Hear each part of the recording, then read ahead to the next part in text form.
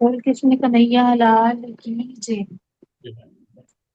भगवान की कृपा हमारे ऊपर कैसे होती है, ये हम कई बार समझ नहीं पाते हैं। ऐसा एक बड़ा सुंदर प्रसंग है। एक राजा था और उसका एक मंत्री था। तो वो भी भगवान का बड़ा भक्त था। कोई भी बात होती थी तो वो कहता था भगवान की बड़ी कृपा हो गई है। उसकी आदत थी मंत्री की, कोई भी बात होती थी उसने ये कह देना कि भगवान की बड़ी कृपा हो गई है। एक दिन जो राजा था उसके बेटे की मृत्यु हो गई।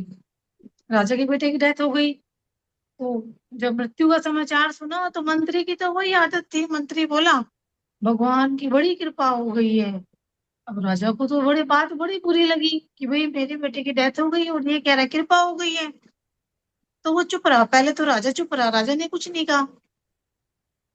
फिर कुछ दिन बीते तो राजा की पत्नी की भी डेथ हो गई। फिर मंत्री ने सुन के कहा भगवान की बड़ी कृपा हो गई है। राजा को बड़ा गुस्सा है। राजा ने अपना गुस्सा पी लिया कि मैं क्या करूं, बोला कुछ नहीं। एक दिन राजा के पास एक नई तलवार आई। अब वो जैसे तलवार की धार को देखते हैं, तो राजा ने उस पे अपना हाथ रखा। तो धार चेक करने लगा, हल्की सी तो राजा की उंगली कट गई। अब उंगली कट गई तो फिर मंत्री ने कह दिया भगवान की बड़ी कृपा हो गई है। तो राजा के अंदर तो जितना गुस्सा भरा पड़ा था पहले का, राजा ने सारा गुस्सा अपना जम के मंत्री पे निकाला और कहा जाओ इस मंत्री को इस हमारे राज्य से बाहर निकाल दो।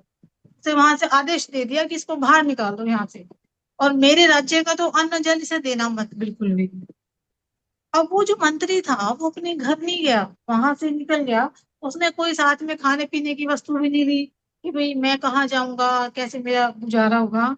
और वो जो है राज्य के बाहर निकल गया। कुछ दिन बीत गए। तो एक दिन जो राजा था वो अपने साथियों के साथ शिकार खेलने के लिए गया जंगल में। और जंगल में सुअर का पीछा करते करते बड़ी दूर निकल गया आगे, बड़ी दूर। और जो साथी थे वो भी पीछे छूट गए। तो जंगल में डाकुओं का एक सरदार था। अब वो डाकुओं का सरदार था। उसने उस दिन काली देवी की पूजा रखी हुई थी और उसको एक मनुष्य की बलि देनी थी। तो राजा को देख लिया डाकुओं ने, तो डाकुओं ने राजा को पकड़ लिया और पकड़ के वहां ले गए जहाँ पर बलि देनी थी। जब बलि देने लगे, पूरी तैयारी कर ली, तो डाकुओं के भी पुरोहित होते थे। तो पुरोहित ने राजा से पूछा तुम्हारा बेटा जीवित है? तो राजा ने कहा मेरा बेटा तो मर गया। तो पुरोहित ने कहा अरे इसका तो हृदय ही जला हुआ है, इसका तो हृदय ही जला हुआ है।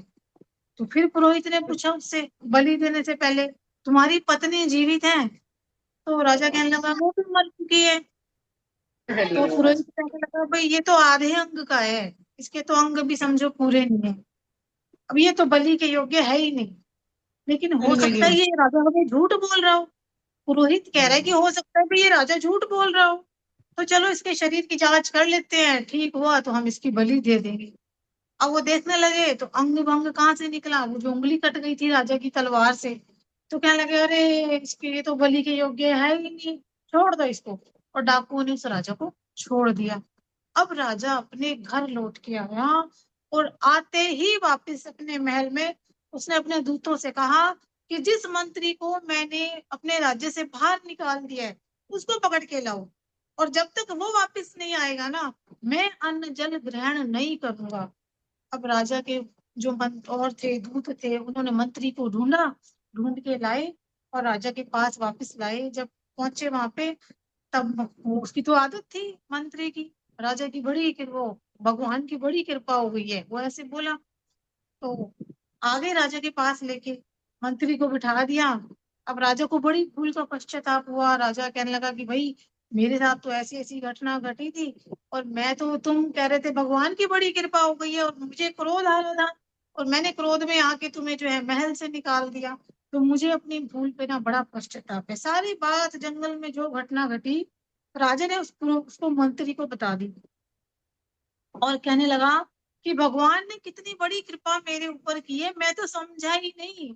मुझे तो अब समझ में आया कि कितनी कृपा थी भगवान की मेरे ऊपर। तो उसके बाद वो कहता है राजा कि मुझे एक बात समझ नहीं आ रही मंत्री जी, तो मेरे ऊपर कितनी कृपा थी ये तो मुझे पता चल गया। लेकिन जब मैंने ये कहा कि आपको राज्य से बाहर निकाल दिया जाए, तब भी आप मुस्कुराते हुए यही कह रहे थे कि भगवान की बड़ी कृपा हो गई है। तो फिर आपके ऊपर क्या कृपा हुई? आपको तो भूखे रहना पड़ा, राज्य से निकलना पड़ा।